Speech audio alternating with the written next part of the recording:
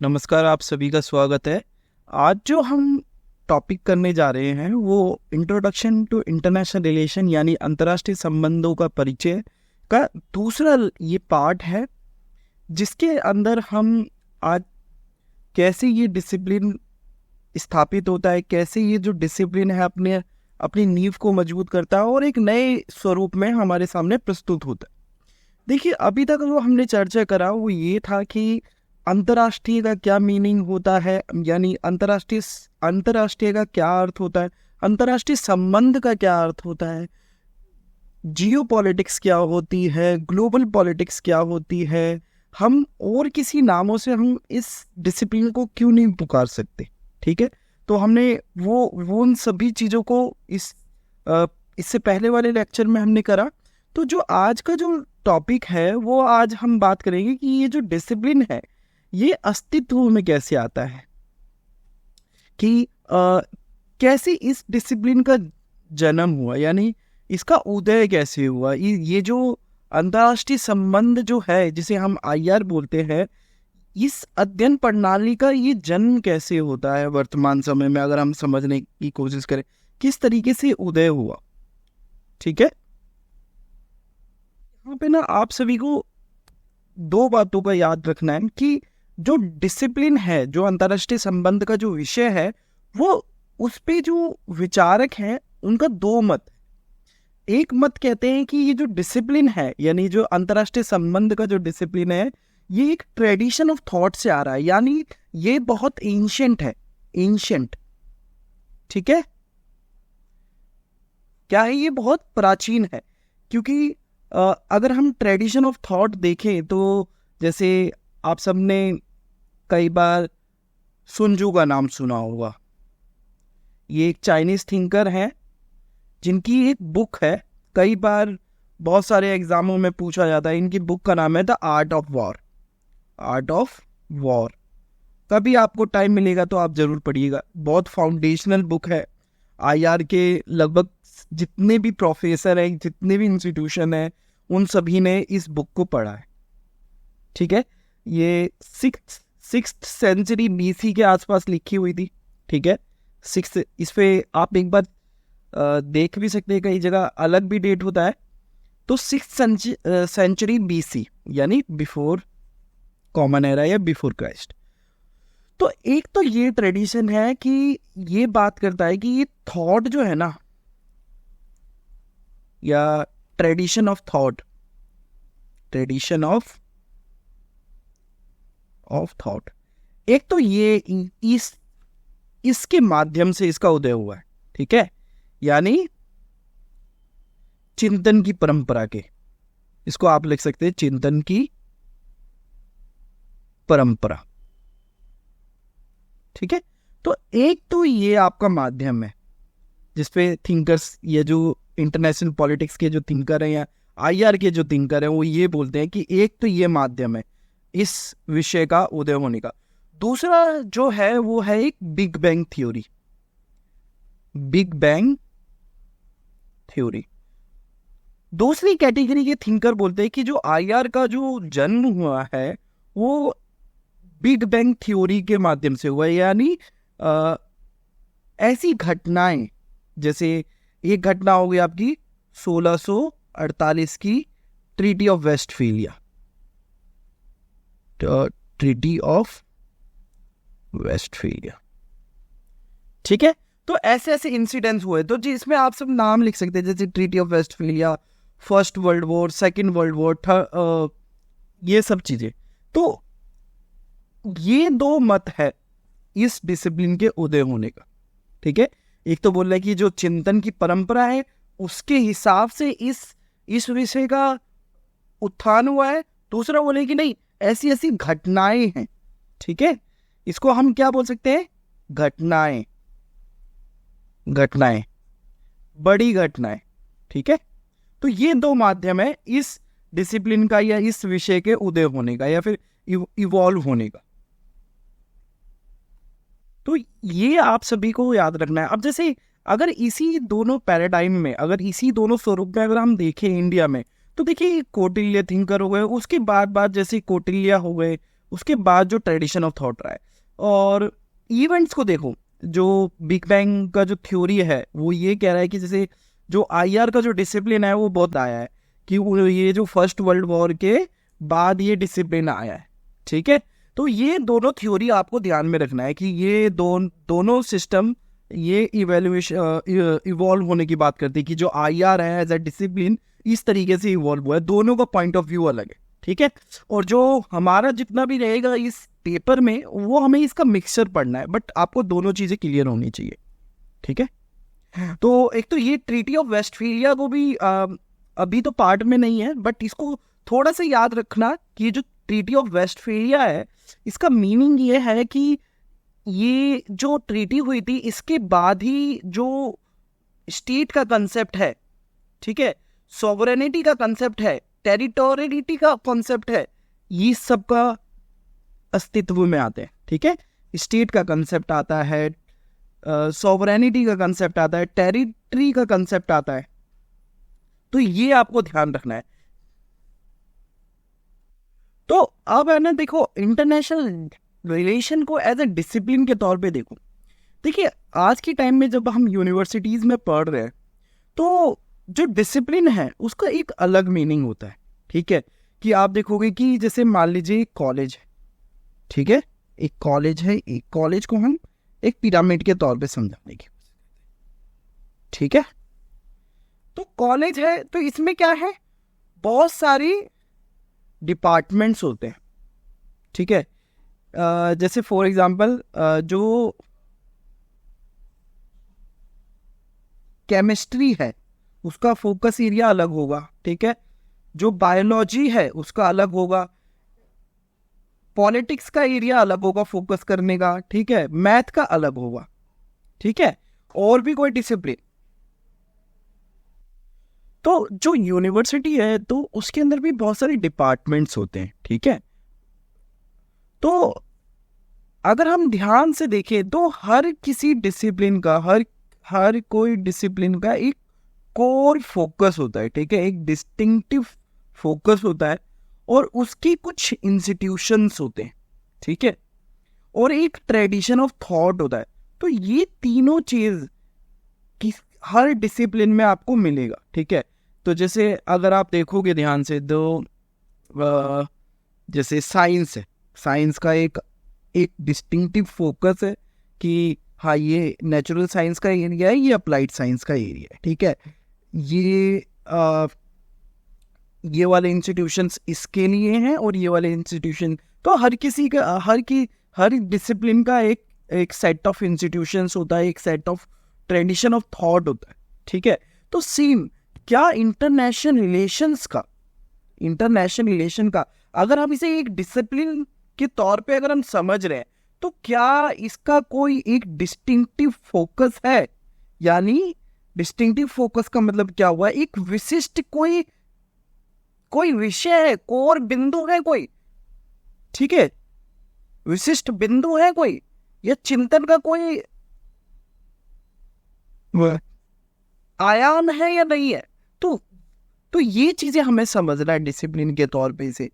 दूसरा, क्या international relations को एज ए डिसिप्लिन हमें पढ़ने के लिए क्या इंटरनेशनल लेवल पे या नेशनल लेवल पे कौन कौन सी इंस्टीट्यूशंस है, जब ये डिसिप्लिन इमर्ज हो रहा है, ठीक है, तो कौन कौन से सेट ऑफ इंस्टीट्यूशंस इस डिसिप्लिन को इमर्ज करने में हेल्प कर रहे हैं, और कौन सा ट्रेडिशन ऑफ थॉट है, यानी जो चिंतन है, जो अभी हमने बात करा कि जो चिंतन है वो चिंतन क्या क्या है जो आईआर को मजबूत करते हैं, ठीक है। तो अगर हम ध्यान से देखें तो यहां पे एक तो फोकस डिसिप्लिन का, ठीक है, जो दूसरे डिसिप्लिन से इसे अलग करता है, ठीक है। दूसरा,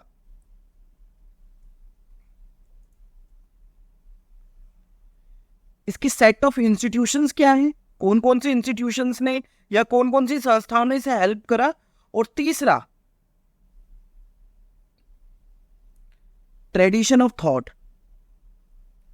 ट्रेडिशन लिख लो, ठीक है, ठीक है, ध्यान, संस्थाएं और चिंतन, ठीक है।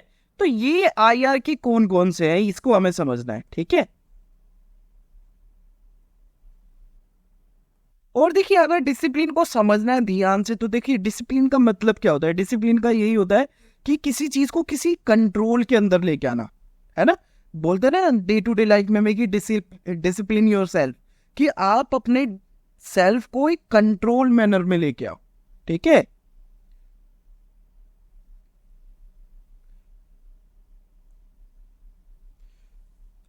तो जो IR है, क्या हम इसको किसी इंटेलेक्चुअल ऑर्डर में लेके आ सकते हैं, यानी कोई बौद्धिक व्यवस्था के अंदर आ सकता है ये, वो हमें समझना है इवोल्यूशन के अंदर। तो अब हम बात करते हैं ये 3 बिंदु पे, जैसे कि फोकस, ठीक है। तो देखिए हर डिसिप्लिन का ना कुछ अपने कुछ क्वेश्चंस होते हैं, कुछ टॉपिक्स होते हैं, ठीक है। हो सकता है कि ये जो क्वेश्चंस हैं या जो टॉपिक है किसी दूसरे सब्जेक्ट से भी रिलेट होते हो या ओवरलैप करते हो, मगर कुछ चीजें कोर होती हैं, ठीक है। तो इस चीजों को हमें समझना है कि जैसे जो IR है उसके कुछ आंतरिक क्वेश्चंस है, ठीक है, जो कुछ उसके कुछ अपनी कुछ प्रश्न है, टॉपिक्स हैं, जिसपे जो एकेडमिक तौर पे सहमति बनी हुई है और एकेडमिया ने उसको डिफाइन कर रखा है कि इस डिसिप्लिन का जो फोकस है वो ये है। जो इससे पहले जो हमने जो वीडियो करा था तो उसमें हमने क्या बताया था कि जो इंटरनेशनल रिलेशंस है वो इंटरनेशनल रिलेशन 2 तरीके से बताए थे, जिसमें एक तो लोअर केस में देखा था और एक अपर केस में देखा था। तो देखिए यहाँ पे जो हमने समझा था तो IR का जो मीनिंग था वो था स्टडी ऑफ इंटरेक्शन, ठीक है, कि जो अंतर्राष्ट्रीय स्तर पर जो राज्य होते हैं, जो गैर राज्यीय संस्थाएं होती हैं या फिर नॉन स्टेट एक्टर होते हैं या फिर NGOs होते हैं, कंपनीज होती हैं जो बड़ी लेवल पे होती है, वो किस तरीके से व्यवहार करती है, ठीक है, इंटरेक्ट कैसे करती हैं, किस तरीके से काम करती है, उसका एक तरीके से अध्ययन है, ठीक है। और अगर ऐड करना चाहोगे कि जैसे गवर्नमेंट टू गवर्नमेंट कैसे इंटरेक्ट करती है, तो इंटरेक्शन जो मेन है, ठीक है। तो डिसिप्लिन का जो मोटिव है उसके क्वेश्चन क्या है कि कैसे इंटरनेशनल लेवल पे, ठीक है, जो स्टेट होते हैं वो किस तरीके से इंटरेक्ट करते हैं, आपस में कैसे एक्सचेंज करते हैं, कैसे आदान प्रदान करते हैं, कैसे संबंध को बनाते हैं, उसका अध्ययन करना। तो इसको आप बोल सकते हैं ये फोकस वाला एरिया है, ठीक है, IR के फोकस का एरिया। जो हमने दूसरा आयाम देखा था वो था इंस्टीट्यूशन, ठीक है, कि जो डिसिप्लिन होता है वो किसी इंस्टीट्यूशंस के अंदर अपने आप को पालता है या फिर बड़ा करता है, ठीक है। तो वो इंस्टीट्यूशंस कौन कौन है, अगर हम देखें तो सबसे पहला जो इंस्टीट्यूशन आता है Woodrow Wilson chair of international politics. तो ये पहला इंस्टीट्यूशन आता है IR का, ठीक है, 1919 में। उसके बाद देखेंगे London school of economics, university of Oxford. उसके बाद यहाँ पे जो IR का जो चेयर है, यानी एक ब्रांच बना देना या फिर एक छोटा सा डिपार्टमेंट स्टैब्लिश कर देना, ठीक है। तो यहाँ पे हम देख रहे हैं कि जो IR की इंस्टीट्यूशंस हैं वो आना शुरू हो गए। और अमेरिका में देखिए जो IR का जो स्टडी है वो कहाँ पे स्टार्ट होता है, वो होता है आपका जॉर्ज टाउन यूनिवर्सिटी में, ठीक है, Edmund A. Walsh school of foreign service in 1919 and University of South California School of International Relation in 1924। तो ये धीरे धीरे इंस्टीट्यूशन सेटअप हो रहे हैं, ठीक है, जो सेकेंड पार्ट है किसी भी डिसिप्लिन को इमर्ज होने का। अब जो तीसरा जो आयाम है किसी भी डिसिप्लिन को इवॉल्व होने का वो है आपका ट्रेडिशन ऑफ थॉट यानी विचार की परंपरा। तो जैसे मैंने बताया कि जो आईआर की जो विचार की परंपरा है ना, वो बहुत पुरानी है, बहुत पुरानी। जो कि हमने सबसे पहला नाम जो रखा वो सुनजू का रखा, फिर दूसरा जो है थुसिडिडस है, मेकियावेली है। तो हम अगर ध्यान से देखें तो जो आईआर का जो ट्रेडिशन ऑफ थॉट है वो बहुत लंबा है, उसमें बहुत सारे थिंकर्स ने अपना कंट्रीब्यूशन दिया है। तो जो थिंकर्स हैं उनका बहुत महत्वपूर्ण योगदान है ट्रेडिशन ऑफ थॉट में कि कैसे ये डिसिप्लिन आगे बढ़ता गया। और भी अगर हम देखें जो डिपार्टमेंट है, जैसे गवर्नमेंट का डिपार्टमेंट है या लॉ का डिपार्टमेंट है, जो एकेडमिक डिपार्टमेंट है, उन्होंने भी इस डिसिप्लिन को कहीं ना कहीं मजबूत करा। और जैसे कि सबसे पहले इसमें जो नाम आप ऐड कर सकते हैं, कौटिल्य का नाम ऐड कर सकते हैं, सुनजू का नाम ऐड कर सकते हैं। तो ये ट्रेडिशन ऑफ थॉट है जिसने जो आईआर का जो डिसिप्लिन है उसको आगे बढ़ाया। और देखिए जो थुसिडिडस है, मेकियावेली है जो आपने नाम सुना होगा, इनकी भी बुक का नाम आर्ट ऑफ वॉर है, ठीक है। तो कई बार कंफ्यूज मत होना, ठीक है। सुनजू की बुक, सुनजू चीन से आते हैं, थिंकर है, आर्ट ऑफ वॉर उन्होंने बुक लिखी है, एक ग्रोसिस्ट थिंकर है, ठीक है। तो इन्होंने ये बताने का प्रयास करा कि कैसे जो एक्टर्स हैं, जो इवेंट्स कैसे शेप करते हैं इंटरनेशनल रिलेशन को, जो इवेंट्स होते हैं, मतलब जो घटनाएं होती है, वो किस तरीके से अंतर्राष्ट्रीय जगत को प्रभावित करती है। देखिए ये जो थिंकर्स हैं, इन्होंने कोई एकदम जो मॉडर्न डे हमारी समझ है इंटरनेशनल रिलेशंस को लेके, उस तरीके से क्लियर कट इन्होंने डिफाइन नहीं करा। हाँ, मगर इमीडिएट नेबर एनिमी के तौर पे जरूर इन्होंने इंटरनेशनल को डिफाइन करने की कोशिश करी। और जो लास्ट जो लेक्चर है जिसमें हमने एनार्की के बारे में बात करा था, ग्रेट डिबेट, तो एनार्की का तो समझ था, जैसे हमें कौटिल्य के जितने भी चिंतन है उसमें एनार्की की बात करते हैं वो कि मत्स्य न्याय से निकलना है। मगर जो थिंकर जो है, ये जो वेस्टर्न थिंकर है, इनमें कोई क्लियर कोई डिवाइड नहीं था। ये आगे धीरे धीरे इवॉल्व होते गए। जैसे हमने ग्रेट डिवाइड जो पढ़ा था, डोमेस्टिक वर्सेस इंटरनेशनल, जो लक्ष्मण रेखा की कंसेप्ट को मैंने ध्यान में रखते हुए आपको बताया था। तो ये सब इन्होंने एक तरीके से फॉर्मुलाइज नहीं करा, मगर इनका अंडरस्टैंडिंग था कि हाँ, इंटरनेशनल लेवल पे एनार्की है कहीं ना कहीं और हमें अपने आप को प्रोटेक्ट करना है। ये जो थिंकर वाला जो पार्ट है, यानी जो विचारक है, इन्होंने इस डिसिप्लिन को तो मजबूत करा, आगे बढ़ाया, ठीक है। अब देखिए यही चीजें आगे जाके जो आपका जो टॉपिक है, जो डिबेट्स को आपको पढ़ना है, जो टॉपिक का जो नाम है आपका डिबेट्स, ये आगे आपको यहाँ से आपका ये स्टार्टिंग पॉइंट होता है, ठीक है, कि कैसे ये जो डिबेट्स हैं ये इमर्ज हो गया है, ठीक है। कैसे ये जो ट्रेडिशन ऑफ थॉट है, यानी जो थिंकर्स हैं उनके अंदर कैसे कैसे मत हैं, ठीक है। एक थिंकर का मत ये है, एक थिंकर जो ट्रेडिशन ऑफ थॉट में जो मत निकल के आए या फिर जो थॉट निकल के आए, उनको भी कैटेगरीज में करने की कोशिश करी गई, ठीक है। तो जैसे लिबरल कैटेगरी, जिसे आइडियलिज्म भी कह सकते हैं आप, रियलिज्म वाली कैटेगरी, ठीक है। फिर इन दोनों की टेंशन यानी डिबेट चल रहा है, एक शास्त्रार्थ चल रहा है कि नहीं, हमें अंतरराष्ट्रीय जगत को अगर समझना है तो रियलिज्म के तरीके से समझेंगे कि अंतरराष्ट्रीय स्तर पे कोई गवर्नमेंट नहीं है, कोई अथॉरिटी नहीं है, और हमें अपना सेल्फ हेल्प करना है और मजबूत करना है अपने आप को, ठीक है।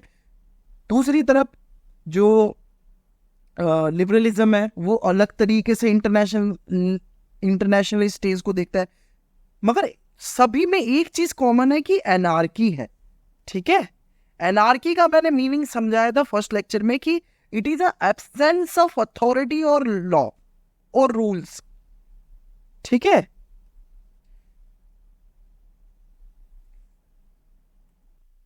कि अंतरराष्ट्रीय स्तर पर कोई सरकार नहीं है, कोई प्राधिकरण नहीं है, कोई नियम कानून नहीं है, ठीक है। लक्ष्मण रेखा के बाहर की दुनिया, ठीक है। तो ये जो थॉट्स हैं थिंकर्स के, इन्होंने डिबेट को क्रिएट करा, ठीक है।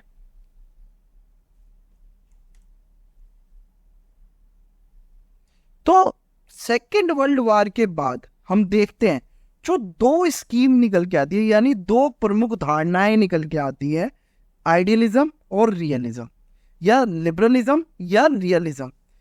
इसका हिंदी में अर्थ होता है, एक तरफ आपका उदारवाद था या आदर्शवाद था, और दूसरी तरफ आपका यथार्थवाद था, रियलिज्म।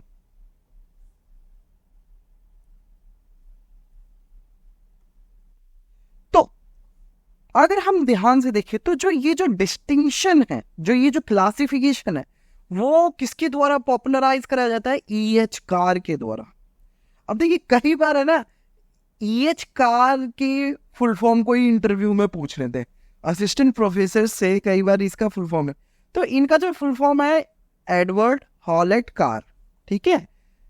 तो ये जो थिंकर है, ठीक है, इनकी बुक का नाम भी आप याद रखना, हिस्ट्री, जो कि व्हाट इज हिस्ट्री, ठीक है।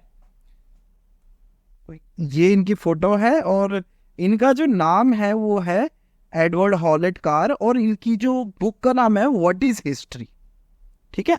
तो इन्होंने जो क्लासिफिकेशन है लिबरलिज्म और रियलिज्म के बीच की अंतर को समझाया और पॉपुलराइज करा। अब इन सभी, और ये देखिए वर्तमान तौर पे भी बना हुआ है ये जो डिबेट है, अब क्या है, नियो डिबेट है, यानी नियो रियलिज्म न्यू लिबरलिज्म, वहां डिबेट अभी भी चल रहा है, ठीक है। और यही जो दो धारणाएं हैं वो बहुत इंपॉर्टेंट है इस डिसिप्लिन की, यानी जो ये जो IR है इसकी ये जो दो धारणाएं ये बहुत इंपॉर्टेंट है। इन दोनों को आप इसका कोर समझने की कोशिश करिए। एक तरफ आपका रियलिज्म है, यथार्थवाद, और एक तरफ है आपका लिबरलिज्म। अगर देखो सिंपल सा बोले ना, तो जैसे जब आप प्यार में होते हो, ठीक है, एक लव वाली दुनिया और एक मदर और फादर वाली दुनिया, ठीक है, मदर एंड फादर, तो क्या बोलते हैं कि प्रैक्टिकल हो, लाइफ में लव ही नहीं होता है, ठीक है। तो इस तरीके से भी आप समझ सकते हो। तो ये दो डिस्टिंक्शन, एक तरफ जहाँ पे आपका आइडियलिज्म है, आदर्शवाद काम कर रहा है, और दूसरी तरफ माँ बाप क्या बोलेंगे कि नहीं यार प्रैक्टिकल हो, यार प्रैक्टिकल हो, प्रैक्टिकलिटी में जियो, कि केवल और केवल प्यार सब चीज नहीं है, और भी बहुत सारी चीजें हैं, कमाना है, खाना है, जनरेशन को आगे कैसे आगे लेके चलना है। तो ये चीजें, ये जो मैंने एग्जांपल दिया इसको आप समझने के तौर पे यूज भी कर सकते हैं, अगर नहीं अच्छा लगता है तो कोई दिक्कत नहीं है, बट मैंने आपको कोशिश करी कि रियलिज्म और लिबरलिज्म को समझाने की, और अच्छे से हम IR के कॉन्टेक्स्ट में देख। तो जो फर्स्ट डिबेट है, ठीक है, फर्स्ट ग्रेट डिबेट कह सकते हैं इसको, ग्रेट डिबेट यानी विमर्श कह सकते हैं, ठीक है। पहला जो विमर्श है वो किसके बीच में है? आपका रियलिज्म और लिबरलिज्म। अब देखिए इन्होंने क्या बोला, ये जो डिबेट क्या बोला है कि देखिए रियलिज्म के हिसाब से स्टडी का जो पॉइंट है, या फिर जो क्या हमें अध्ययन करना है, या किसके बारे में अध्ययन करना है, ठीक है,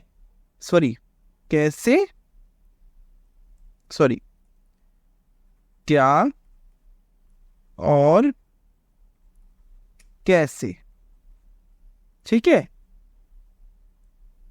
अध्ययन, ठीक है, करना। तो देखिए सबसे पहला जो रियलिज्म है वो ये बोलता है कि हमें स्टेट को फोकस करना है, हमें स्टेट को समझना है, ठीक है। और देखिए एक पॉइंट ये क्लियर कर लीजिए, ये दोनों स्कूल ऑफ थॉट एक चीज पे अग्री है कि इंटरनेशनल लेवल पे क्या है, आपका अराजकता है, एनार्की है, एब्सेंस ऑफ अथॉरिटी है, कोई अथॉरिटी नहीं है, कोई सेंट्रल अथॉरिटी नहीं है इंटरनेशनल लेवल पे, ठीक है। लक्ष्मण रेखा के बाहर कोई भी अथॉरिटी नहीं है जो रेगुलेट कर सके, कंट्रोल कर सके राज्य को, ठीक है। तो ये बोलता है कि अंतरराष्ट्रीय व्यवस्था के अंदर जो रियलिज्म बोलता है कि जो प्रमुख अभिनेता है, इसको बोल सकते हैं अभिनेता, ठीक है, वो क्या है, आपका राज्य है। कौन है? राज्य। और दूसरी तरफ ये इसका जो जोर है, जो मेन एक्टर है, वो ये बोलता है कि नहीं व्यक्ति महत्वपूर्ण है, ठीक है। ये क्या बोलता है कि नहीं स्टेट इंपॉर्टेंट है, ये कह रहा है व्यक्ति इंपॉर्टेंट है। ठीक है। दूसरा जो कंटेक्चुअल फोकस है वो क्या है, एनार्की। तो ये क्या बोल रहा है कि रियलिज्म की अंतरराष्ट्रीय स्तर पे एनार्की है और ये हमेशा विद्यमान रहेगी, तो इसको हमें कॉन्टेक्स्ट की इसको हमें फोकस पे रखना है। दूसरा लिबरलिज्म क्या कह रहा है कि हाँ इंटरनेशनल पे लेवल पे एनार्की है मगर हम इसे कम कर सकते हैं, इसके प्रभाव को हम क्या कर सकते हैं, कम कर सकते हैं। किसकी मदद से, संस्थाओं की मदद से। ठीक है। अंतरराष्ट्रीय स्तर पे कोई वर्ल्ड गवर्नमेंट नहीं है मगर हम इसे कम कर सकते हैं। अनार्की के को हम रिप्लेस कर सकते हैं भाईचारे से, गठजोड़ से। तो संस्थाओं के माध्यम से, जैसे आपसे देखोगे इंटरनेशनल लेवल पे बहुत सारी संस्थाएं हैं, चाहे वो WT हो, चाहे IMF हो, चाहे UNO हो। ठीक है। तीसरा पॉइंट, जो फंडामेंटल वैल्यू है रियलिज्म का वो ये है कि हमेशा रियलिज्म किसकी बात करेगा, सिक्योरिटी की बात करेगा। ठीक है। सिक्योरिटी, तो जैसे आपके मदर फादर आपके बारे में क्या सिक्योर, मेरा बेटा या बेटी वो सिक्योर रहे। और वहीं पे लिबरलिज्म, नहीं मुझे आजादी चाहिए, लिबर्टी। ठीक है। तो इस लिबर्टी इसका फोकस रहता है लिबरलिज्म के अंदर। ठीक है। हाँ, एलिमेंटल बिहेवियर क्या है। ठीक है। तो ये जो बात करता है ना कि जो बिहेवियर होता है इंटरनेशनल लेवल पे, जो उसका जो एलिमेंट है वो हमेशा कन्फ्लिक्चुअल रहेगा, यानी संघर्ष बना रहेगा, संघर्ष हमेशा विद्यमान रहेगा। दूसरा ये कह सकते हैं, ये कहता है कि नहीं हम सद्भावना, तालमेल हम ये स्थापित कर सकते हैं। ठीक है। कोऑपरेट कर सकते हैं, तालमेल बढ़ा सकते हैं। अब हम दृष्टिकोण की बात करते हैं, तो देखिए जो रियलिज्म का जो दृष्टिकोण है उसे आप पेसिमिज्म भी कह सकते हैं या फिर बोल सकते हैं हम कि इसका जो दृष्टिकोण है वो स्थिर है, यानी एक समान बना हुआ है, यानी निराशावादी भी कह सकते हैं पेसिमिज्म। ठीक है। दूसरी तरफ अगर हम लिबरलिज्म को बोले तो क्या है, इसका ऑप्टिमिज्म है, यानी आशावादी दृष्टिकोण है इसका। ठीक है।